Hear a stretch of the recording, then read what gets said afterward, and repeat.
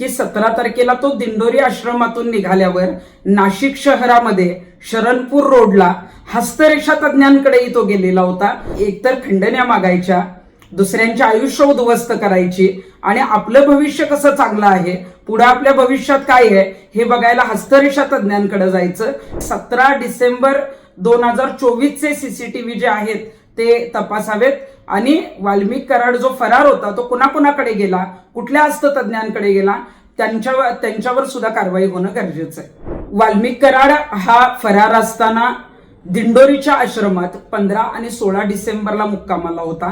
17 डिसेंबरला दिंडोरी आश्रमातून तो निघाला आणि एक धक्कादायक माहिती अशी आता समोर आलेली आहे की 17 तारखेला तो दिंडोरी आश्रमातून निघाल्यावर नाशिक शहरामध्ये शरणपूर रोडला हस्तरेखा तज्ञांकडेही तो गेलेला होता.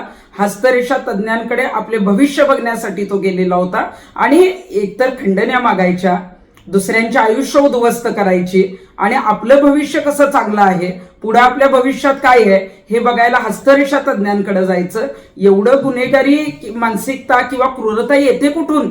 मला वाटतंय की नाशिक पोलिसांनी तातडीनं जे आहे ते शरणपूर पोलीस स्टेशनचे हद्दीतील 17 डिसेंबर 2024 चे सीसीटीव्ही जे आहेत ते तपासावेत आणि वाल्मिक कराड जो फरार होता तो कुणाकुणाकडे गेला, कुठल्या हस्ततज्ञांकडे गेला, त्यांच्यावर सुद्धा कारवाई होणं गरजेचं आहे.